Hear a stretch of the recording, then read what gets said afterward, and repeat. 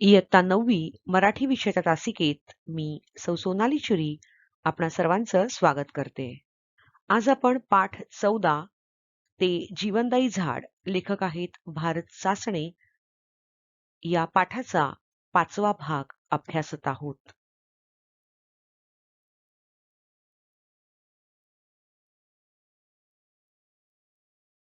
मुलांनो, मागच्या भागामध्ये आपण उतारा क्रमांक 6 मधले क्वेश्चन आन्सर सिरीज पाहत होतो. उतारा 6 मधले कृती 2 पर्यंत सर्व प्रश्न आपले झाले होते. फक्त स्वमत बाकी होतं. ते आता आपण घेऊया आणि पुढच्या भागाकडे वळूयात.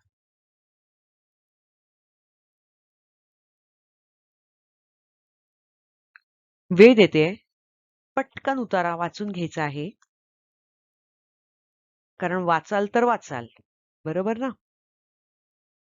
चला तर मग वेळ झाली आहे उतारा वाचनाची. पटकन उतारा वाचायचा आहे. वेळ सुरू होते तुमची.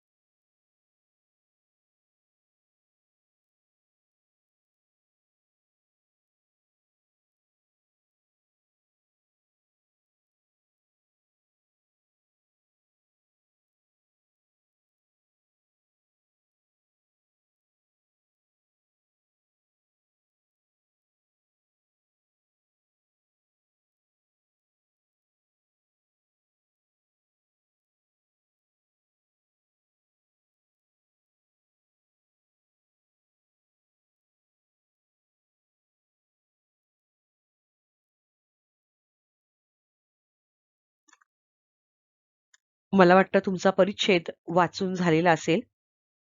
आता आपण स्वमताच्या कृतीकडे वळूयात.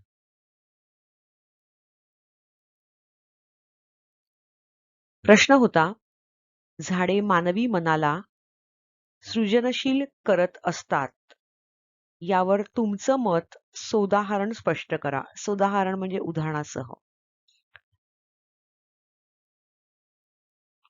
तर झाडं मानवी मनाला सृजनशील करत कशी असतात? आणि तुमचं मत काय आहे? तर मुलांनो, सगळ्यात पहिल्यांदा झाडं आणि मानवी जीवन यांचा संबंध आपल्याला इथे सांगायचा आहे. झाडं आणि मानवी जीवन यांचा घनिष्ठ संबंध आहे.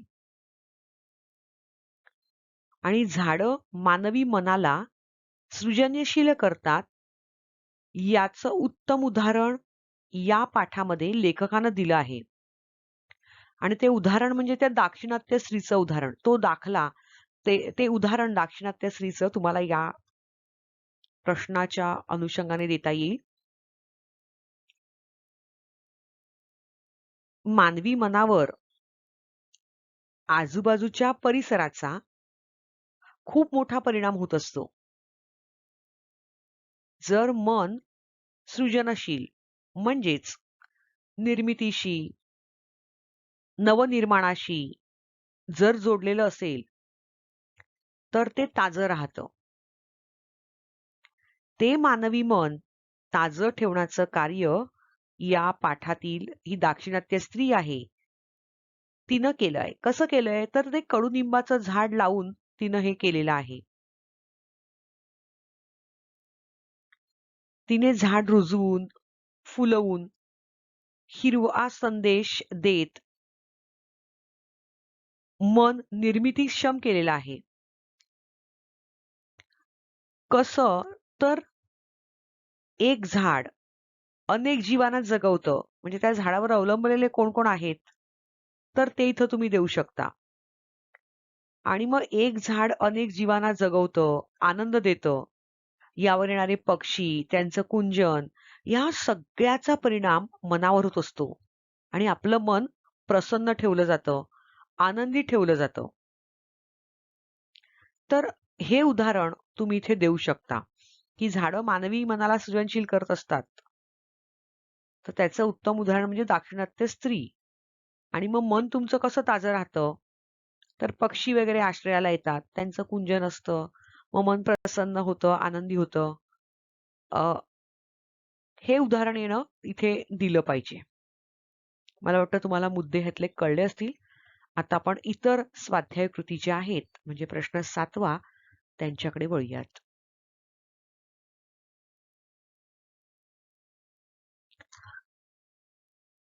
हा, मुलांनो, आता ही जी प्रकरण, हे प्रश्न 7वा जो आहे इतर स्वाध्याय कृतींचा, हा तुम्हाला आता लिहायचा आहे व्हिडिओ चालू असताना.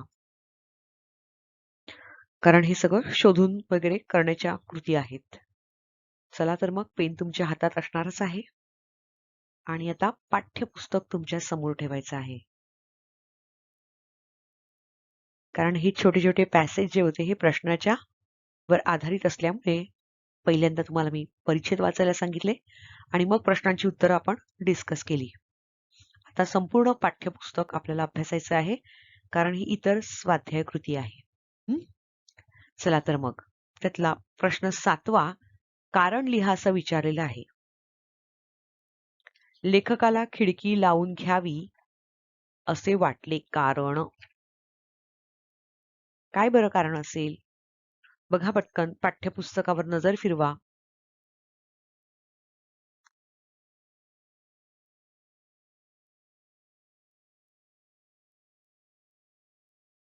एक 2 मिनिटाचा कालावधी देते. पटकन पाठ्यपुस्तकावरून नजर फिरवायची आणि उत्तर शोधायचं आहे.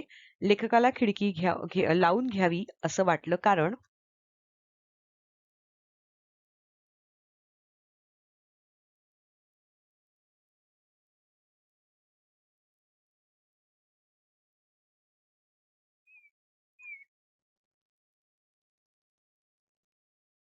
उत्तर अतिशय सोपं आहे.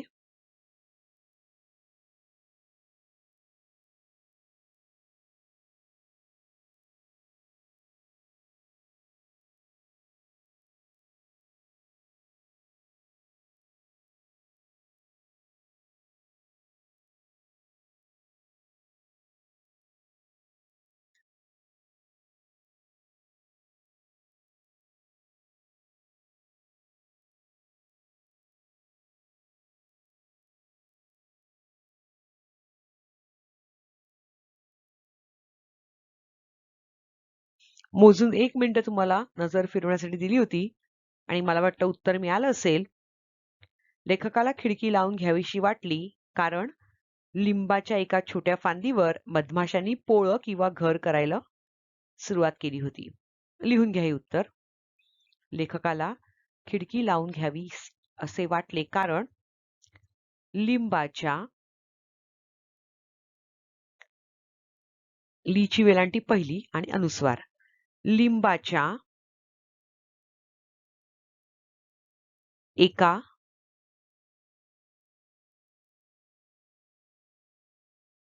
छोट्या फांदीवर लिंबाच्या एका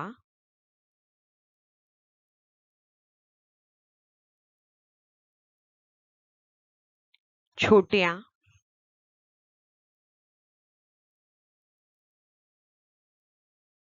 फांदीवर, फांदीचा दी दुसरा असेल आणि फावर अनुस्वार,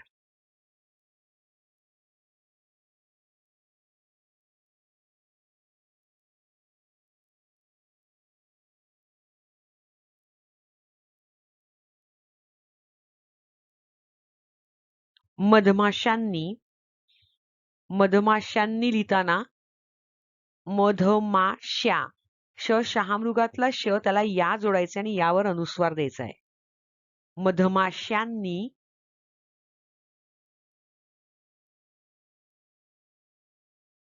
कारण नुसतं मधमाशी लिहिता तेव्हा शहामृगातला श आणि त्याला दुसरी वेलांटी येते. पण मधमाशा जेव्हा लिहितो त्यावेळेला शहामृगातला त्याला य जोडायचा आहे.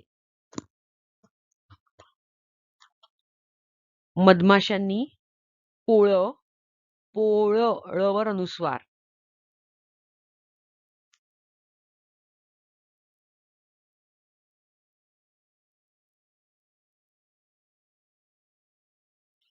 पोळ झालं, त्यामध्ये ब्रॅकेटमध्ये लिहून ठेवा घर.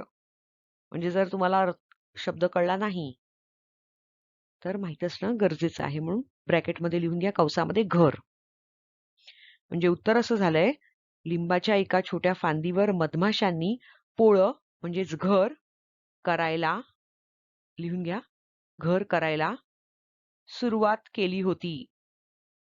घर करायला सुरुवात केली होती.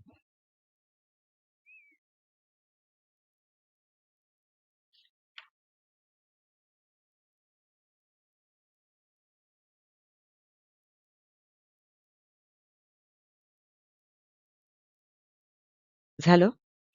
आता प्रश्न 8वा बघा. चौकट पूर्ण करा. पाठातील नाददर्शक शब्द.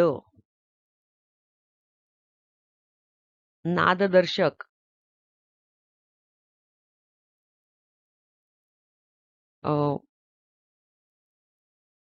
किलबिलाट, बडबडाट असे साऊंड असलेले त्याला नाददर्शक शब्द म्हणतात. पण आता मी जे सांगितले पाठातले नव्हते हा. मी एक एक्झाम्पल म्हणून सांगितलं. पटकन नजर फिरवा, 1 मिनिटाचा वेळ देते आणि 2 पाठातले नाददर्शक शब्द तुम्हाला शोधायचे आहेत. आणि तुमची वेळ सुरू होते, बरोबर 1 मिनिट मिळेल.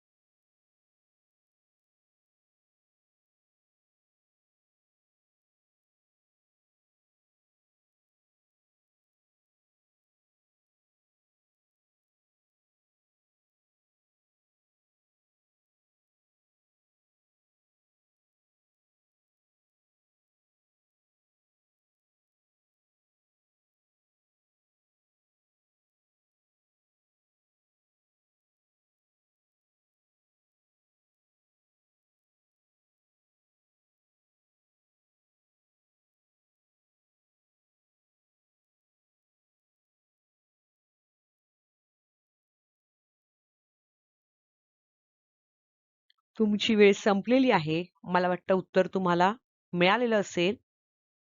कलकलाट आणि गजबजाट लिहून घ्या. पाठातील नाददर्शक शब्द कलकलाट एकच शब्द आहे.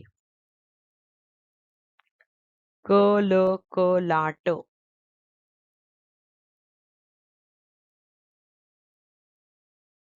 झाला. दुसरा शब्द आहे गजबजाट. गजबजाट. गजबजाट लिहून घ्या. गजबजाट.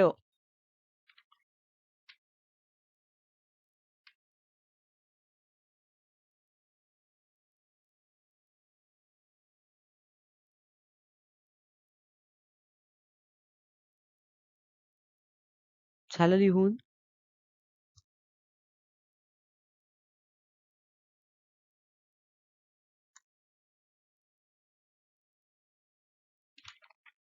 कलकलाट आणि गजबजाट.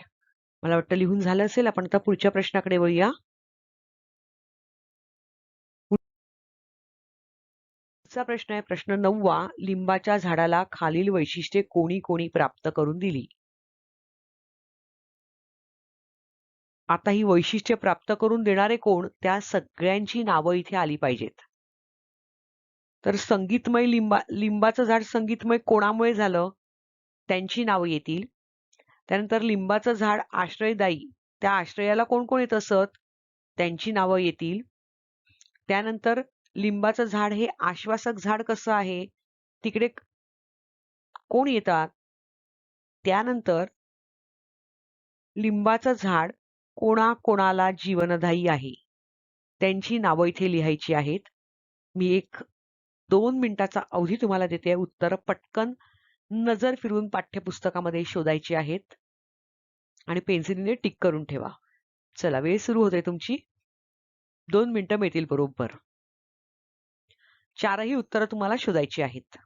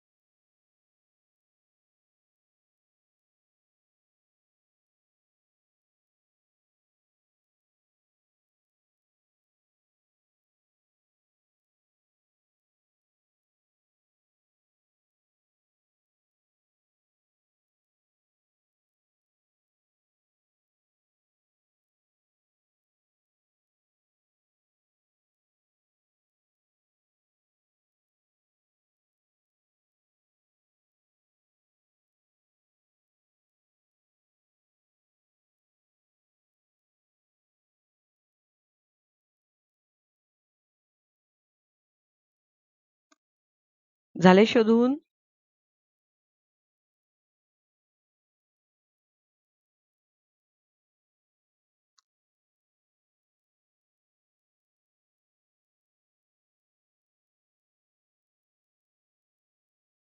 मला वाटतं उत्तरं तुम्हाला मिळाली असेल.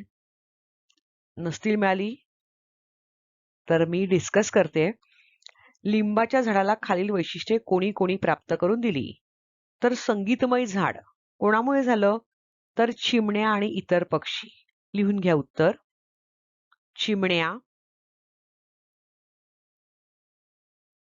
चिमण्या लिहिताना अर्धा ण याला लावायचं आहे. चिमण्या व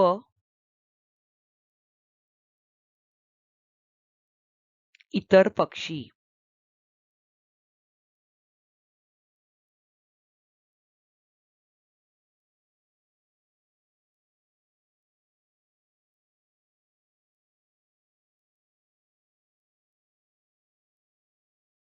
झालं? चला, दुसरं आहे आश्रयदायी झाड. कोणाकोणाला आश्रय देते? तर बरेच जण आहेत, त्या सगळ्यांची नावं इथे देणं गरजेचं आहे. जसं गोगलगाई, पारवे, चिमण्या, बुलबुल, पोपट, मुंग्या, कीटक, किडे, साप, कुत्री, खार, फुलपाखरे, भुंगे, मधमाशी आणि माणसे. या सगळ्यांना ते झाड आश्रयदायी आहे. या सगळ्यांची नावं लिहायची आहेत. चला, पटापट लिहून घ्या. मी डिक्टेट करते. गोगलगाई, ईवर इकार येईल, म्हणजे दुसरी ई, लांबची ई. गोगलगाई, स्वल्पविराम, पारवे, स्वल्पविराम म्हणजे कॉमा, हा, पारवे, स्वल्पविराम, चिमण्या,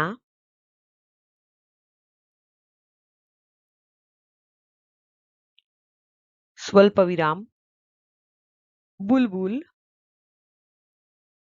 बुलबुल पक्षी. दोन्ही बू पहिले असणार, हा. बुलबुल झालं. स्वल्पविराम, पोपट, स्वल्पविराम, मुंग्या,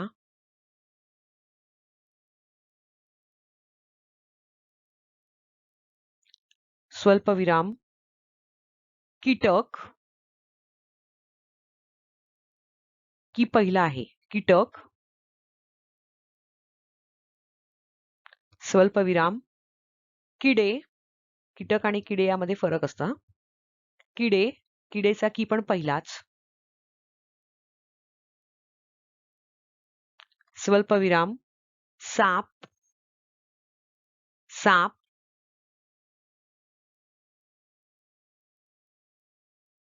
स्वल्पविराम कुत्री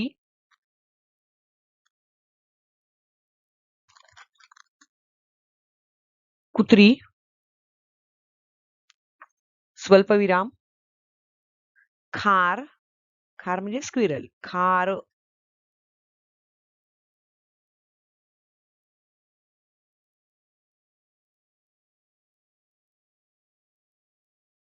स्वल्पविराम फुलपाखरे फुलपाखरे फुला उकार पहिला लावायचा आहे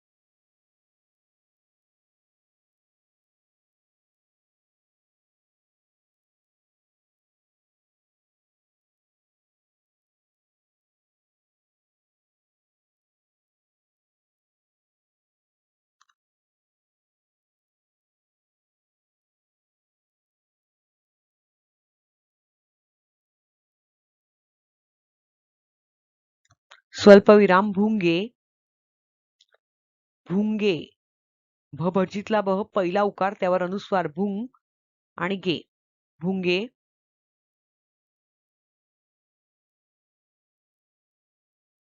स्वल्पविराम मधमाशी आता मधमाशी लिहिताना शहामृगातला श आणि दुसरी वेलांटी मधमाशी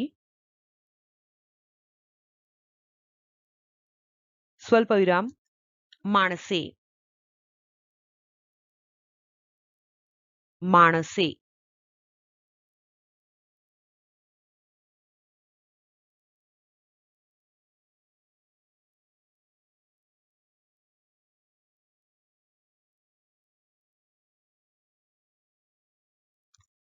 इत्यादी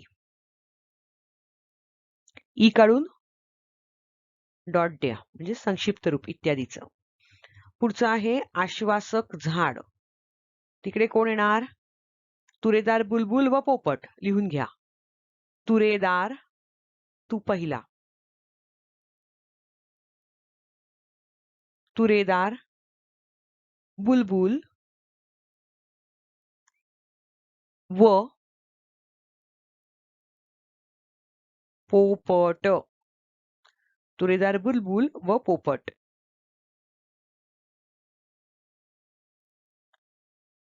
आता चौथा प्रश्न आहे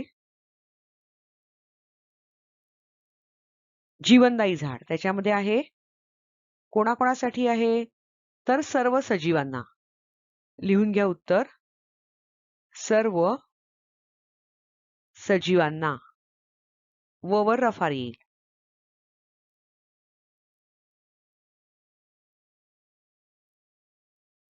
सर्व सजीवांना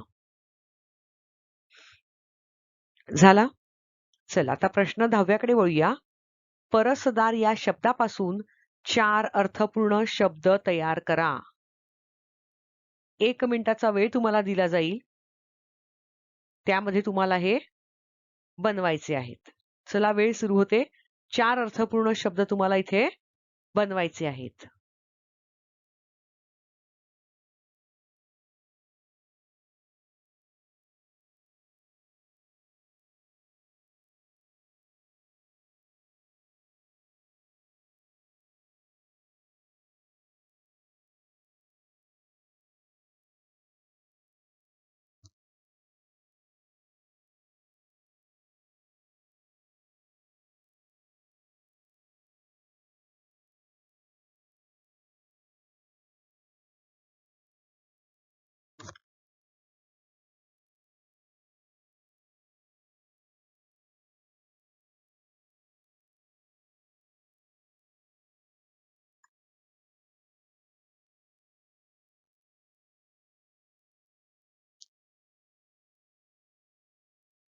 मला वाटतं तुमचे शब्द झाले असतील आता चेक करा किती सारे शब्द बनतात बघा दार सरदार रस दास पर सर आणि सदा यातला कुठलेही तुम्ही 4 लिहिले असतील तरी ते शब्द बरोबर आहेत आता आपण पुढच्या प्रश्नाकडे वळूया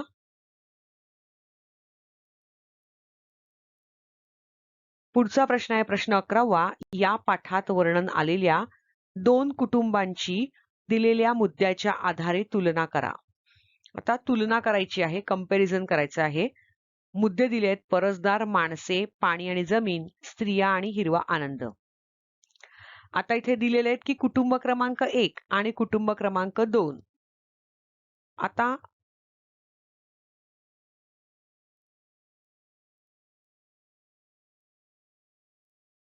दुसरं कुटुंब जे आहे हे ट्विन ब्लॉक मधलं आहे, त्याबद्दल त्यांना लिहायचंय.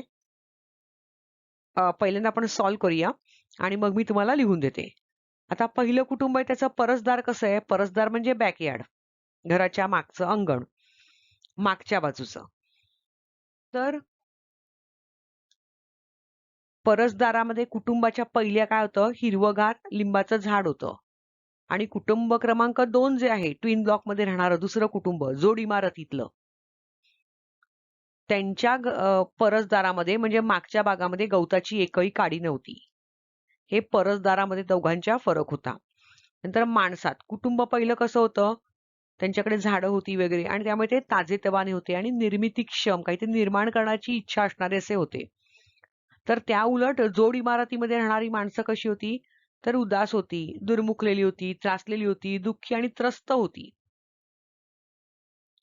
आता पाणी आणि जमीन. तर पहिल्या कुटुंबामध्ये कमी प्रमाणात उपलब्ध होतं पाणी, पण जमीन पण कमी होती आणि पाणी पण, जमीन कमी होती पण कमी प्रमाणात असल्यावर पण त्यांनी काय केलं होतं? त्याचा योग्य वापर ते करत होते. या उलट जोड इमारतीमध्ये राहणारी माणसं होती, यांच्याकडे पाणी मुबलक होतं, जमीन मुबलक होती, पण योग्य प्रकारे वापर त्यांनी केला नाही. आता चौथा मुद्दा आहे स्त्रिया.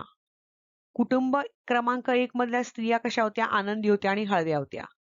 तर जोड इमारतीमधल्या कुटुंब क्रमांक 2 मधल्या स्त्रिया नेहमी अंगावर दागिने घालून बसत असत. आता 5वा मुद्दा असा आहे की हिरवा आनंद. कुटुंब क्रमांक 1 आनंद पसरवण्यात कडूपणाच्या, कंजूशीच्या मर्यादा घातल्या नाहीत त्यांनी. तर जोड इमारतीमध्ये कुटुंब क्रमांक 2 मधली माणसं हिरवा आनंद पसरवण्याचा प्रयत्न कधीच केला नाही. त्यांनी एकही झाड लावलं नाही. म्हणजेच काय, तर गवताची काडीही त्यांनी लावली नव्हती. चला मी पटकन डिक्टेट करते, तुम्ही हे लिहून घ्या. कुटुंब क्रमांक 1 परसदार. लिहा. परसदारात लिंबाचे, परसदारात लिंबाचे हिरवेगार, ही पहिला. परसदारात लिंबाचे हिरवेगार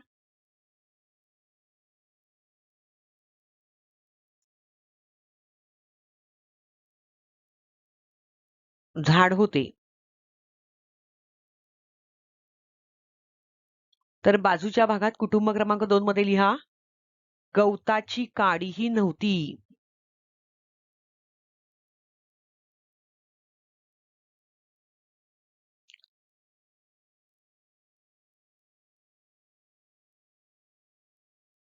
गवताची काडीही नव्हती.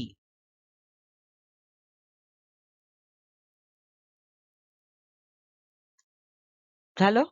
चला आता दुसरा माणसे आहे तो दुसऱ्या मुद्द्यामध्ये लिहा. कुटुंब क्रमांक 1 ताजे तवाने,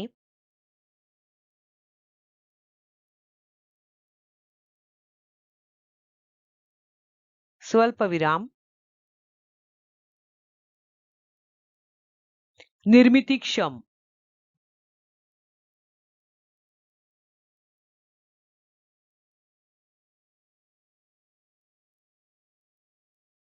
ताजेतवाने,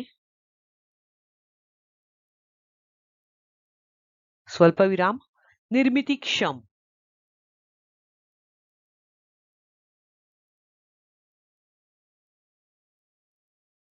तर कुटुंब क्रमांक 2 मध्ये लिहा. उदास, स्वल्पविराम, दुर्मुखलेली, दु चौकार पहिला, मू चौकार पहिला आणि मूवर रफार येईल. दुर्मुखलेली, स्वल्पविराम त्रासलेली त्रासलेली दुःखी व त्रस्त त्रस्त अर्धा स तला जोडायचा आहे आणि पत्रामधला त्रस्त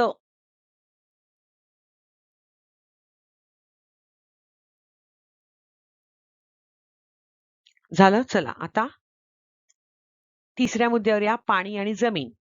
कुटुंब क्रमांक 1 मध्ये लिहायचंय कमी प्रमाणात उपलब्ध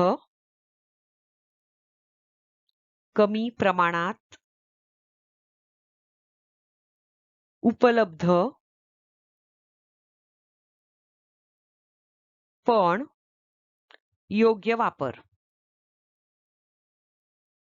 कमी प्रमाणात उपलब्ध पण योग्य वापर. आता कुटुंब क्रमांक 2 म्हणजे जोड इमारत. त्याच्यामध्ये लिहा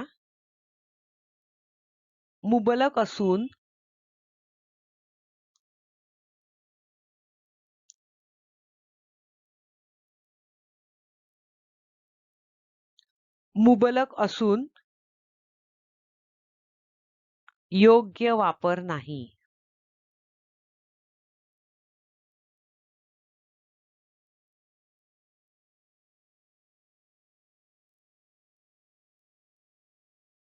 मुबलक असून योग्य वापर नाही. झालं. पुढच्या मुद्द्याकडे या. स्त्रिया. कुटुंब क्रमांक 1 च्या स्त्रिया आनंदी स्वल्पविराम हळव्या. आनंदी स्वल्पविराम हळव्या. तर कुटुंब क्रमांक 2 मध्ये लिहा नेहमी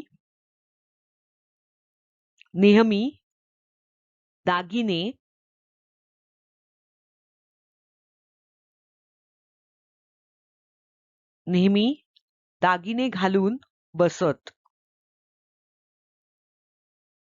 नेहमी दागिने घालून बसत.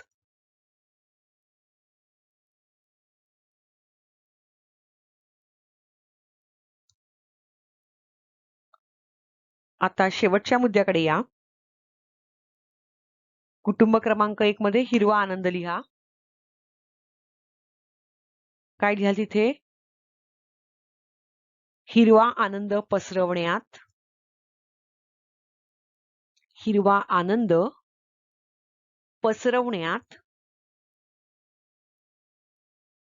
कडूपणाच्या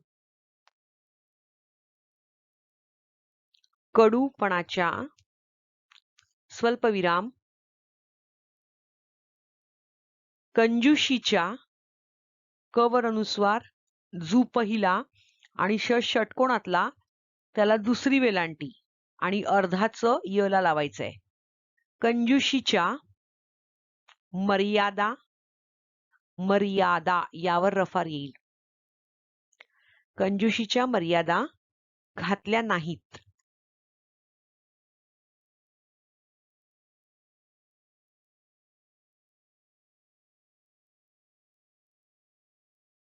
कंजूशीच्या मर्यादा घातल्या नाहीत. पूर्णविराम. आता कुटुंब क्रमांक 2 वर लिहा हिरवा आनंद पसरवण्याचा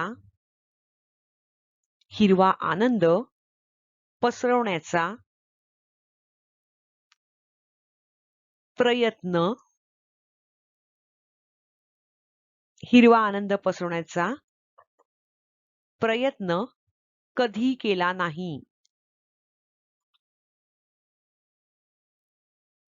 हिरवा आनंद पसरवण्याचा प्रयत्न कधी केला नाही.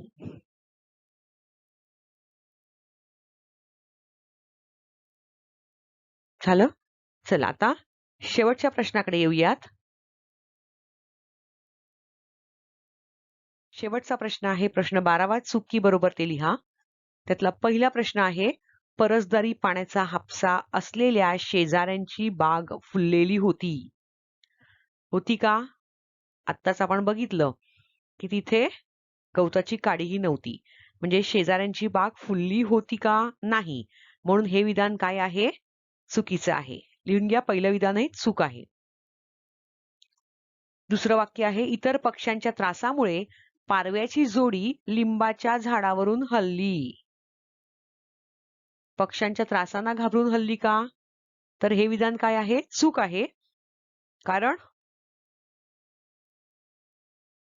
लेखकाच्या मुलाला घाबरून ती, कारण ते सतत बघत होते ना, आणि म्हणून ते गेलेले आहेत. इतर पक्ष्यांच्या त्रासामुळे गेलेले नाहीयेत. त्यामुळे हे विधान चूक आहे. तिसरं विधान बघा, लिंबाच्या झाडावरील मधमाशा कधी कोणाला चावल्या नाहीत. चावलेल्या कोणाला वाचले पुस्तकात? नाही. त्यामुळे हे विधान काय आहे? बरोबर आहे. लिंबाच्या झाडावरील मधमाशा कधी कोणाला चावल्या नाहीत. बरोबर आहे. इथे पाठ 14 ते जीवनदायी झाड ह्याची सर्व प्रश्न उत्तरं संपलेली आहेत. इथपर्यंत वर्कबुक तुम्हाला कंप्लीट करायचे आहेत.